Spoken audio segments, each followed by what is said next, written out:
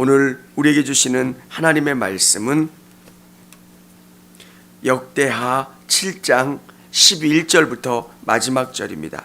역대하 7장 11절부터 마지막 절 22절까지입니다.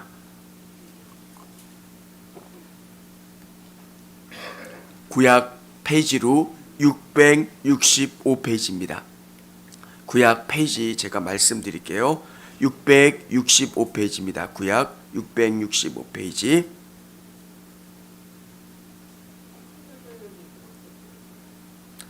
제가 한 절 읽고 우리 성도님들이 한 절 읽도록 하겠습니다.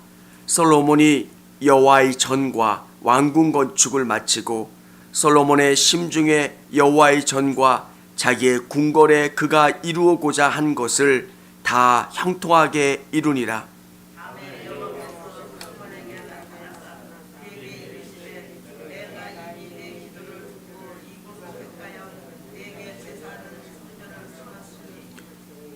혹 내가 하늘을 닫고 비를 내리지 아니하거나 혹 메뚜기들에게 토산을 먹게 하거나 혹 전염병이 내 백성 가운데 유행하게 할 때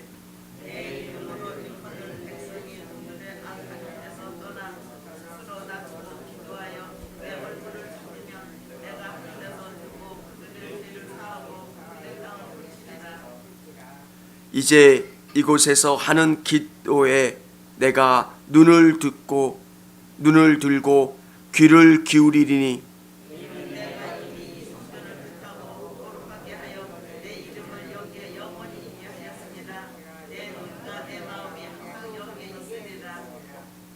내가 만일 내 앞에서 행하기를 내 아버지 다윗이 행한 것과 같이 하여 내가 내게 명령한 모든 것을 행하여 내 율례와 법도를 지키면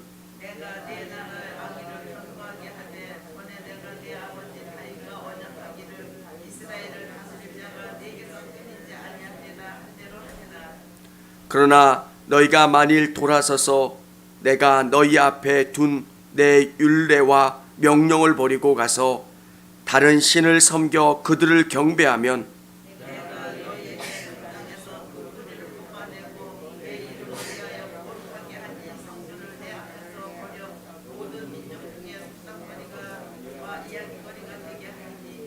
이 성전이 비록 높을지라도 그리로 지나가는 자마다 놀라 이르되 여호와께서 무슨 까닭으로 이 땅과 이 성전에 이같이 행하셨는고 하면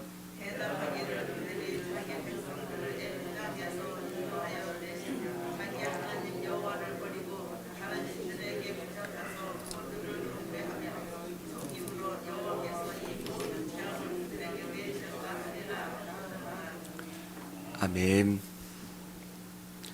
성전을 하나님 앞에 드리고 봉헌식이 거행되는 장면들이 기록되어 있습니다. 우리가 지금 예배드리는 성전은 건물입니다. 이 건물의 의미보다 더 중요한 것은 이 건물을 구별하시고 이 건물 가운데 임재하신 분이 하나님이시라는 겁니다. 사랑하는 여러분, 얼마나 교회당의 모습들이 다양합니까? 어떤 교회는 상가에 있는 교회도 있고요, 지하에 있는 교회도 있고, 또 어떤 교회는 작은 건물의 사이즈를 가지고 있는 교회도 있습니다.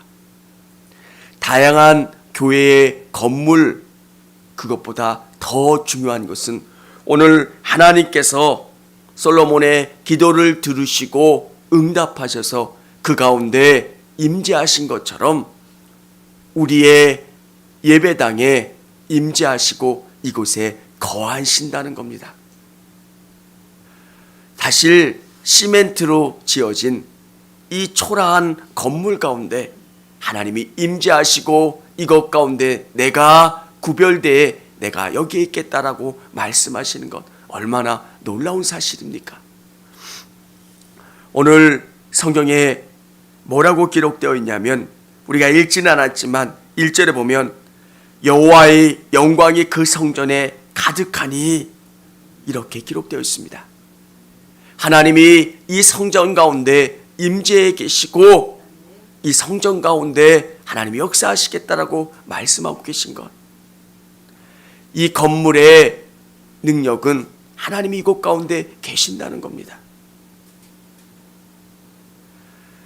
교회당이 중요한 이유는 하나님이 여기에 역사해 주시고 구별해 주시고 내가 이곳에 거하겠다라고 하는 것.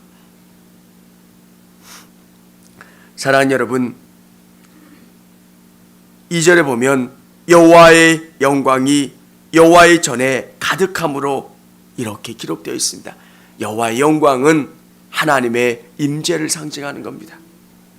오늘 우리가 예배드리는 이 예배당이 특별한 것은 하나님이 임재하고 계시고 하나님이 불로 그 모든 제사를 받아주신 것, 그리고 불로 임하시는 것, 그리고 하나님의 영광이 이곳 가운데 가득한다라고 하는 것.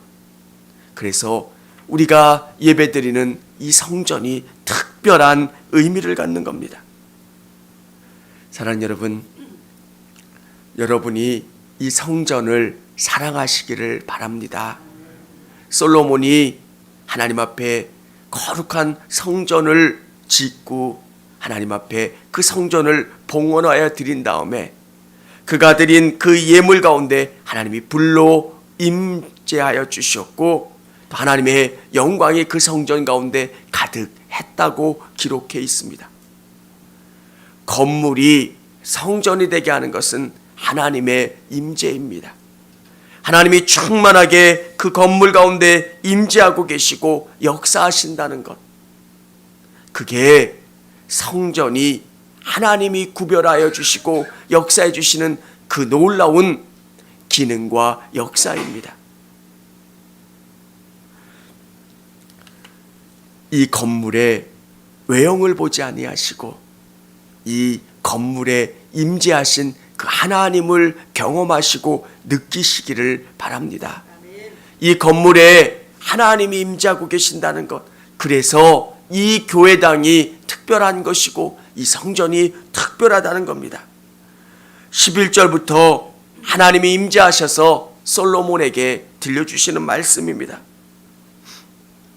12절에 보면 밤에 여호와께서 솔로몬에게 나타나사 그에게 이르시되 내가 이미 내 기도를 듣고 이곳을 택하여 내게 제사하는 성전을 삼았으니 이렇게 기록되어 있습니다.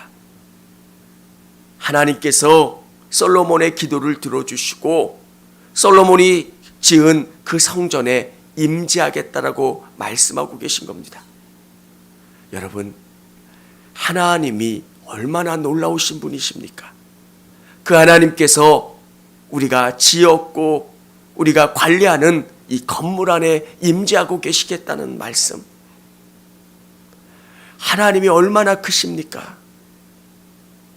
하나님이 얼마나 놀라우신 분이십니까? 그런데 그 하나님이 이곳에 임재하고 계시겠다, 이곳에 거하시겠다고 말씀하고 계신 거예요. 사랑하는 여러분, 정말 이곳 가운데 주시는 놀라움은 하나님이 함께 해주시고 계신다는 것. 이 성전의 놀라운 기능을 말씀해 주고 계시는데 13절에 우리 같이 한번 읽어보겠습니다. 혹 내가 하늘을 닫고 비를 내리지 아니하거나 혹 메뚜기들에게 토산을 먹게 하거나 혹 전염병이 내 백성 가운데 유행하게 할 때에 하나님이 이렇게 말씀하고 계십니다. 이런 메뚜기의 재앙이나 비가 오지 아니하는 거나 전염병이 생길 때 이 전염병이 왜 생깁니까? 이것은 다윗이 범죄했을 때처럼 하나님이 인간 안에 죄로 말미암아 주시는 재앙입니다. 이런 재앙이 왔을 때 하나님 앞에 기도하라는 겁니다. 14절에 보면 내 이름으로 일컫는 내 백성이 그들의 악한 길에서 떠나 스스로 낮추고 기도하여 내 얼굴을 찾으면 내가 하늘에서 듣고 그들의 죄를 사하고 그들의 땅을 고칠지라. 하나님이 이렇게 말씀해 주고 계신 겁니다. 여러분이 이 교회에 나와서 하나님, 제가 잘못했습니다. 제가 하나님 앞에 범죄했습니다. 하나님 용서해 주십시오. 이렇게 기도하면 여러분이 지은 모든 죄를 용서해 주시고 그 죄로 말미암아 생기는 모든 재앙들을 다 깨끗이 제거해 주시겠다고 말씀하고 계신 겁니다. 인간의 가장 큰 문제는 죄가 있다고 하는 겁니다. 원래 하나님이 만드신 인간은 죽지 않는 인간입니다. 영원히 행복하게 하나님의 낙원에서 거하고 즐기고 또 하나님과 영원히 교제하는 그런 존재로 만들어졌습니다. 그런데 아담의 죄로 말미암아 또 그 죄성이 우리 안에 남아있는 겁니다. 그로 말미암아 이 땅 가운데 우리가 얼마나 불행하고 고통스럽게 살아갑니까? 사랑하는 여러분, 인간이 선한 것 같습니다. 그런데 인간 안에 있는 이 죄성을 발견하면 인간이 얼마나 악한 존재인가를 깨닫게 됩니다. 인간은 죄라고 하는 것을 아름답게 포장하려고 합니다. 그리고 그 죄를 짓는데 양심의 가책을 느끼지 않으려고 합니다. 하나님이 인간 안에 넣어놓으신 게 하나 있는데 그것이 뭐냐면 양심이라는 겁니다. 하나님을 믿든 하나님을 믿지 않든 양심의 가책을 느낍니다.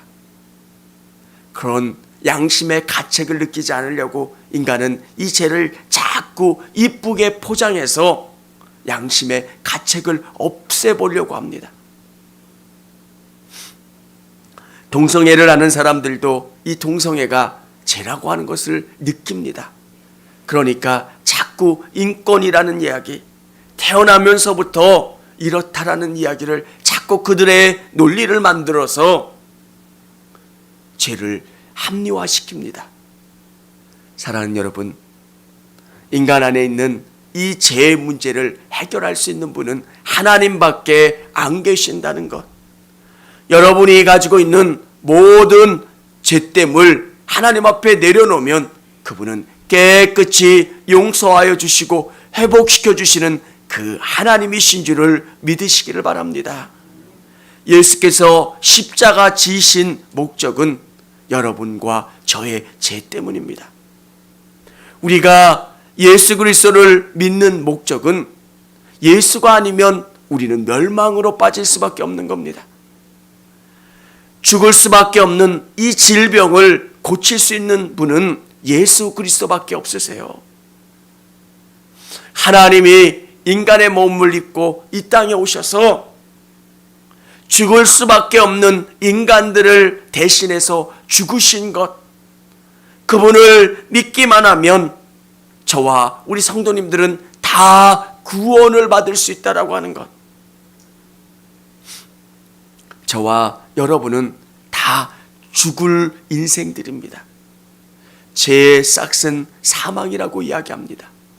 죄의 결과로 말미암아 우리는 다 죽을 수밖에 없는 사람들인데 예수 그리스도라고 하는 이 특효약을 믿기만 하면, 먹기만 하면 저와 우리 성도님들은 구원을 얻을 수 있게 되는 겁니다.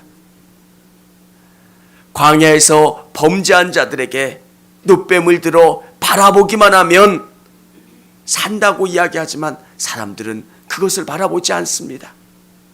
믿음이라고 하는 것이 쉬워 보이지만 그 믿음을 통해서 우리 안에 놀라운 생명의 역사가 일어나는 줄을 믿으시기를 바랍니다.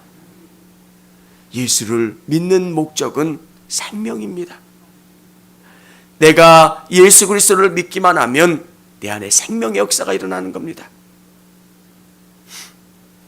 오늘 하나님께서 이 성전이 뭐 하는 곳이냐? 이 성전은 죄를 깨끗이 치료하는 곳이다. 이렇게 말씀하고 계세요. 우리에게 진짜 성전은 예수 그리스도세요. 예수 그리스도가 내가 죽은 지 사흘 만에 다시 살아난다라고 하는 것을 성전을 헐고 다시 짓는 것에 말씀해 주셨습니다. 헤롯의 성전은 인간의 죄를 사하지만 부분적이고 일시적일 수밖에 없습니다. 또 죄를 지면 양을 잡아 또 드려야 합니다. 또 죄를 지면 양을 잡아 또 드려야 하지만 예수 그리스도의 십자가 사건으로 말미암아 우리의 죄는 완전히 깨끗이 사하여지는 겁니다. 우리의 죄를 고백하면 현재의 죄, 과거의 죄, 미래의 죄가 깨끗이 용서되는 겁니다. 우리가 매 순간순간 죄를 경험할 때마다 하나님 앞에 고백하는 겁니다. 하나님 용서해 주십시오. 예수님 용서해 주십시오. 그러면 우리의 죄를 깨끗이 사하여 주신다라고 말씀해 주고 계십니다. 여기에 솔로몬에게 다윗같이 믿으면 너를 영원히 견고하게 지켜주실 거다 이렇게 말씀해 주고 계십니다. 우리 19절 20절 한번 같이 읽어보겠습니다. 그러나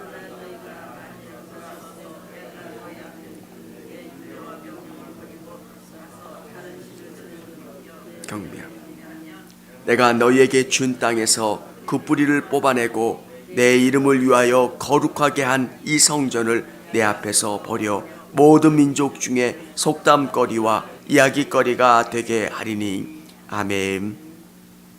아무리 화려한 성전이라고 할지라도 그곳에 하나님이 계시지 않는다면 그것은 그냥 건물에 불과한 겁니다.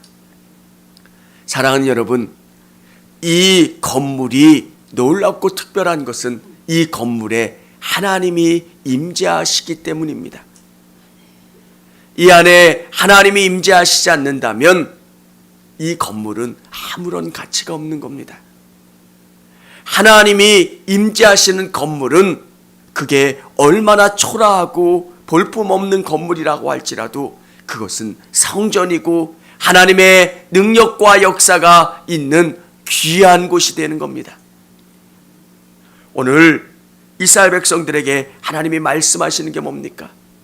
아름답게 지은 이 솔로몬의 성전이라고 할지라도 너희가 나를 떠나면 이 건물이 무너질 거고 많은 사람들에게 이야기되는 이야기거리, 속담거리가 될 거라고 말씀하고 계세요.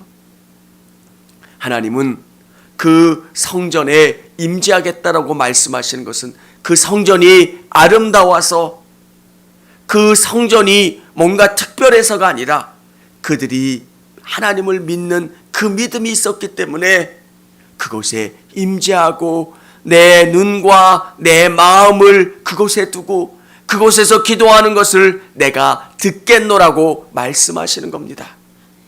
사랑하는 여러분, 성전을 이루는 가장 놀라운 장식은 여러분이시고 여러분의 믿음입니다.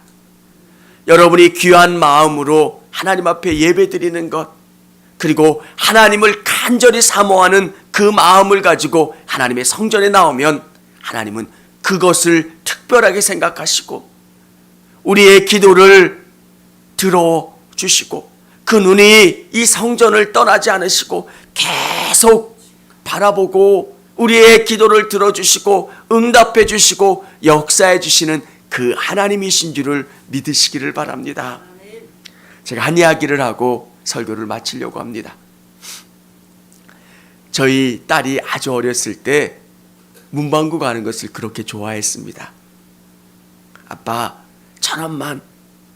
그러면 1,000원짜리 하나를 가지고 문방구에 가는 겁니다. 여러분 1,000원으로 살 수 있는 게 그렇게 많은 것 같은데 1,000원씩 문방구 줘서 한 30일만 가면 살 수 있는 게 별로 없어요. 그러면 이거 얼마예요? 그러면은 1,200원. 안 되는구나. 또 이건 얼마예요? 1,500원.